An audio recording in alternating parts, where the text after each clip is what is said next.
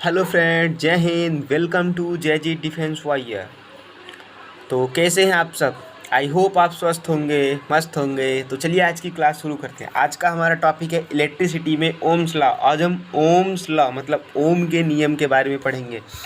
मतलब महान वैज्ञानिक ओम जो थे, उन्होंने जो नियम दिया या उनका जो सिद्धांत था, उसके बारे में आज हम पढ़ेंगे। तो चलिए आज की क्लास को शुरू करते हैं। सबसे पहले हम जानेंगे जॉर्ज ओम। जॉर्ज ओम सिलेबस में आपके तो है, लेकिन जॉर्ज ओम के बारे में जानना आपके सिलेबस में नहीं है। तो क्या हुआ अगर हम थोड़ी सी उनके बारे में जान लेते हैं, उनके बारे में थोड़ी जानकारी प्राप्त कर लेते हैं। सबसे पहले जॉर्ज साइमन ओम। जॉर्ज ओम का पूरा नाम जो था वो जॉर्ज साइमन ओम था। ये 16 मार्च 1789 को जन्म हुआ था इनको, 16 मार्च 1789 में, और 6 जुलाई 1854 को इनकी मृत्यु हो गई थी। Was a German physicist and mathematician. मतलब ये जर्मन के जो थे एक भौतिक वैज्ञानी, गणितज्ञ और गणितज्ञ थे। As a school teacher, school के दिनों में मतलब जब ये शिक्षक के रूप में कार्य कर रहे थे, तो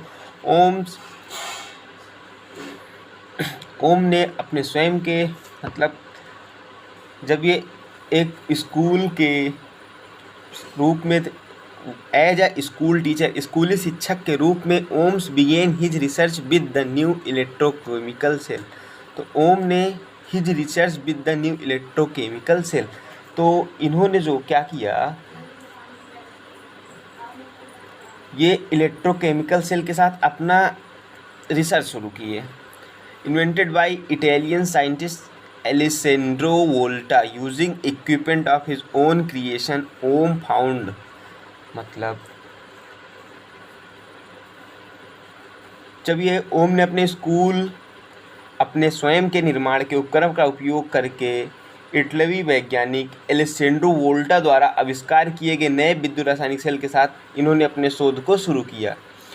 तो जब ये अपने स्वयं के निर्माण के उपकरण का उपयोग करते हुए ओम ने ये पाया कि एक कंडक्टर पर मतलब using equipment of his own creation, अपने खुद के मतलब जो इन्होंने खुद निर्माण किया था उसी के इक्विपमेंट जब इन्होंने उसको यूज़ किया, तो हम found there is a direct proportionally between the potential difference मतलब voltage applied across a conductor and the resultant electric cell, कि एक कंडक्टर पर जो लागू होने वाला अंतर है, संभावित अंतर है, मतलब जो वोल्टेज और परिणामी विद्युत प्रवाह के बीच एक सीधा अनुपातिकता है। इन्होंने देखा कि Ohm found that there is a directly proportionally between the potential difference, मतलब वी जो है डायरेक्टली प्रोपोर्शनल होता है applied across a conductor and that resultant electric current, मतलब एक कंडक्टर में जो इलेक्ट्रिक करंट फ्लो होती है उस पर डायरेक्टली प्रोपोर्शनल होता है। इन्होंने ऐसा बताया। This relation is known as Ohm's law. यह जो रिलेशन है इसी को ओम्स लॉ के नाम से जानते हैं। अब हम देखेंगे ओम्स लॉ होता क्या है। अभी तो ओम के बारे में हमने थोड़ा सा जान लिया। तो Ohm's law explain the relation between voltage V और E, current I and resistance R। प्रतिरोध को कैपिटल R से डिनोट करते हैं, वोल्टेज को V से और V से या E से कहीं कहीं भी डिनोट करते हैं, और इलेक्ट्रिक करंट को कैपिटल I या स्मॉल I से आप डिनोट कर सकते हैं। तो ओम्स लॉ क्या था?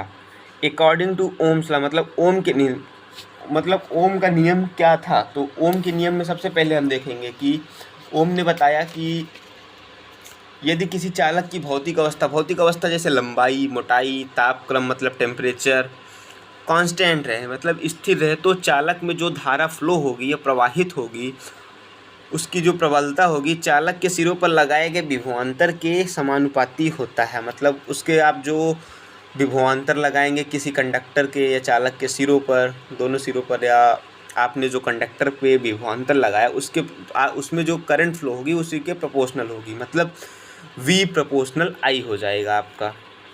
मतलब ओम ने बताया कि V जो होती है कांस्टेंट, दाब आपका समान हो, मतलब कांस्टेंट हो, स्थिर ताप पे उन्होंने बताया कांस्टेंट आपका टेम्परेचर होना चाहिए, या लंबाई, मोटाई, ये सब आपकी कांस्टेंट हो, V प्रोपोर्शनल टू I। तो हम आप जानते हैं जैसे प्रोपोर्शनल हटेगा तो कोई कांस्टेंट मतलब कोई नियतांक आएगा, ठीक। ये हटता है तो आर आता है, v is equal to R I, capital R और कैपिटल आई। तो यही आपका जो v प्रोपोर्शनल आई, यही आपका ओम ने बताया था, ओम का नियम है। तो इसी को v proportional v is equal to R I से डिनोट कर देखते हैं। तब देखेंगे एट कांस्टेंट टेम्परेचर मतलब नियत ताप पर द पोटेंशियल डिफरेंस, विभवांतर मतलब पोटेंशियल डिफरेंस मतलब विभवांतर v across the ends of a conductor in electric circuit मतलब इलेक्ट्रिक सर्किट के सिरों पर is directly proportional to current flowing through it, सिरों पर जो धारा प्रवाहित होती है वो इसके डायरेक्टली प्रोपोर्शनल होता है। तो यही सेम v प्रोपोर्शनल टू आई, ठीक, यही हमारे ओम भैया ने बताया था और यही ओम का नियम है।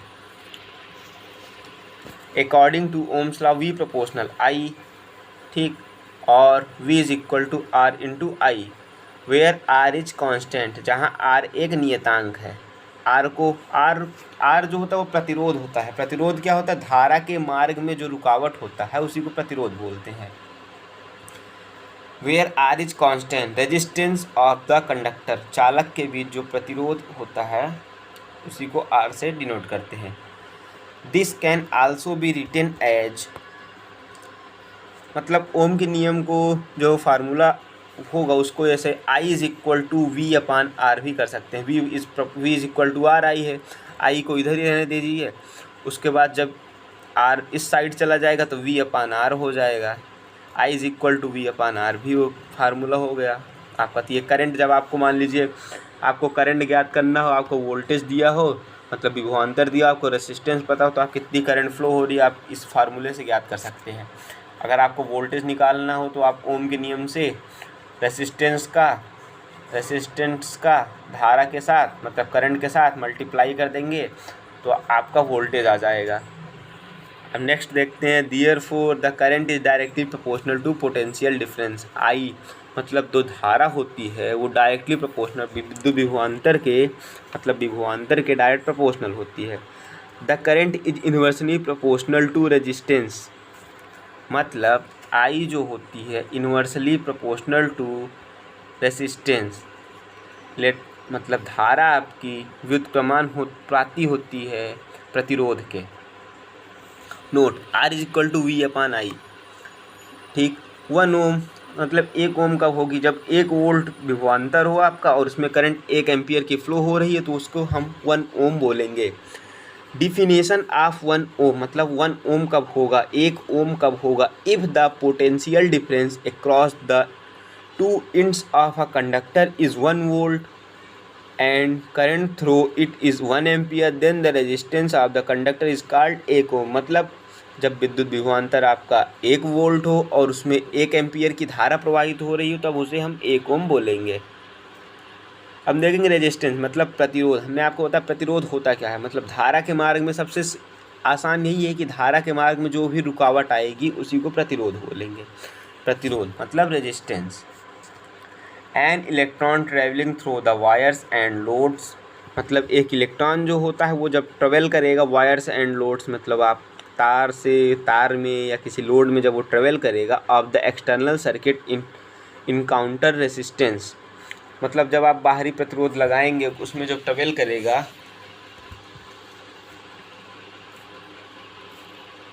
तो इनकाउंटर्स रेसिस्टेंस, वही आपका प्रतिरोध हो जाएगा। Resistance is the hindrance to the flow of charge, मतलब धारा का जो फ्लो ऑफ चार्ज, इलेक्ट्रॉनों का जो प्रवाह होता है वही आपका है। Resistance is the hindrance to the flow of charge, धारा के मार्ग में जो रुकावट होती है वही आपका प्रतिरोध है। For an electron the journey, मतलब एक इलेक्ट्रॉन के लिए the journey from terminal to terminal is not a direct route, मतलब एक इलेक्ट्रॉन के लिए टर्मिनल से टर्मिनल तक की जो यात्रा करता है या ट्रेवल करता है एक सीधे मार्ग में नहीं हो करता है, मतलब एक सीधा रास्ता नहीं होता है। Rather it is a zigzag path the result from countless collisions with fixed atoms with the conduct material, बल्कि यह एक वक्र पथ है, मतलब जिगजैग मोशन में भी है, जो चालक की सामग्री के भीतर, मतलब चालक के भीतर स्थित परमाणुओं के साथ अनगिनत टकरावों के परिणाम स्वरूप प्राप्त होता है। मतलब जिगजैग मोशन में आप देखते हैं जिस प्रकार से मोशन होता है उसी प्रकार से इलेक्ट्रॉन जब इसमें मूव करते हैं तो वह हमें प्राप्त होता है। The electrons encounter resistance a hindrance to the movement. The SI unit of resistance is ohm, मतलब ओम प्रतिरोध का एसआई मात्रक ओम होता है। ठीक, ये इसमें कुछ रेजिस्टेंस लगे हैं जो उपयुक्त अनुसार, मतलब आप अपने सर्किट में जो रेजिस्टेंस उपयुक्त हो उसी के हिसाब से आप इसको यूज़ करते हैं। देखिए resistor, a conductor having some appreciable resistance is called a resistor. Resistance, the property of conductor to resist the flow of electric charge through it is called resistance. Unit of resistance ohm, kilo ohm, mega ohm, etc, मतलब ohm भी, kilo ohm भी, mega ohm, ये सब आपकी resistance मतलब प्रतिरोध की मात्रक है। स्टडी ऑफ ओम्स लॉ, मतलब ग्राफ से हम देखेंगे या डायग्राम से देखेंगे कि ओम्स लॉ क्या होता है। वेरीफाई ऑफ ओम्स लॉ, ये आपके सर्किट 1 है, नीचे आपकी सर्किट 2 है। तो सबसे पहले सर्किट 1 में देखते हैं। सर्किट कंप्लीट करने के लिए एक V वोल्ट की बैटरी लगी हुई है, एक रेजिस्टेंस R आपने ऐड कर दिया, उसके बाद एक एमीटर लगा दिया जिससे धारा आपकी कुंजी एक आप ऐड ही करेंगे। ठीक, ये प्लस माइनस करके सेल लगी हुई है। ठीक, ये आपकी सर्किट कंप्लीट हो गई है। अगर हम V और I के बीच में ग्राफ देखेंगे तो ये एक सीधी रेखा स्ट्रेट लाइन में प्राप्त होगी। ये क्वेश्चन हमेशा पूछा जाता है कि V और I के बीच ग्राफ कैसे प्राप्त होता है। एक स्ट्रेट लाइन, कर्व्ड लाइन, ऐसे करके आपको 2-4 ऑप्शन दे तो उसमें स्ट्रेट लाइन में हमेशा प्राप्त होगी। ठीक, मेन इसका यही सर्किट में A ammeter, V volt meter, R resistor, B battery, K key, RH rheostat, variable resistance, मतलब रिहोस्ट इसमें आपका प्रतिरोध जो है चेंज होता रहता है।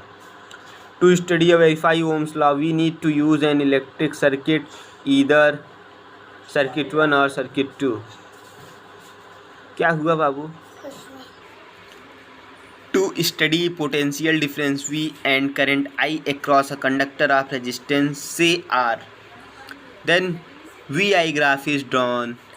If the graph be straight line as shown in figure 1.3, it shows that Ohm's law is verified. Potential difference is directly proportional to electric current through, मतलब जैसे जैसे आपने ग्राफ में देखा कि जैसे जैसे V बढ़ रहा है उसी प्रकार से आपका इलेक्ट्रिक करंट भी बढ़ रहा है। मतलब ये आपने जैसे जैसे आपने विभवांतर को बढ़ाया आपकी करंट भी फ्लो होनी उसी एक ही रेशियो में, एक ही अनुपात में बढ़ रही है। तो इससे ओम का नियम का वेरीफाई हो जाता है। वेरीफाई मतलब सत्यता।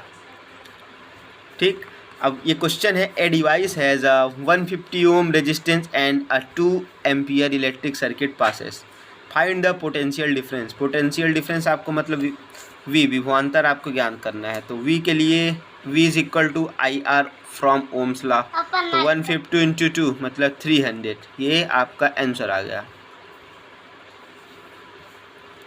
नीचे देखेंगे क्वेश्चन में ये टोटल आपका 300 वोल्ट आ गया। तो ऐसे ही क्वेश्चन, छोटे छोटे क्वेश्चन है सॉल्व किए हुए, आप इसका स्क्रीनशॉट ले लीजिए। आप अगर आपको ओम्स लॉ से रिलेटेड कोई भी क्वेरी हो या कोई भी क्वेश्चन हो, आपके मन में कोई भी हो तो आप उसको पूछ सकते हो। अगर आपको हमारी वीडियो पसंद आए तो वीडियो को लाइक करिएगा। कुछ क्वेश्चन है आप उनको स्क्रीनशॉट ले लीजिए, आज से आपकी प्रैक्टिस भी हो जाएगी। सॉल्व है, उसके बाद जो अनसॉल्व है, अगर आपको उसमें कोई भी क्वेरी हो या क्वेश्चन हो तो आप उनसे पूछिएगा। आप कमेंट करिएगा, हम आपको सलूशन देंगे।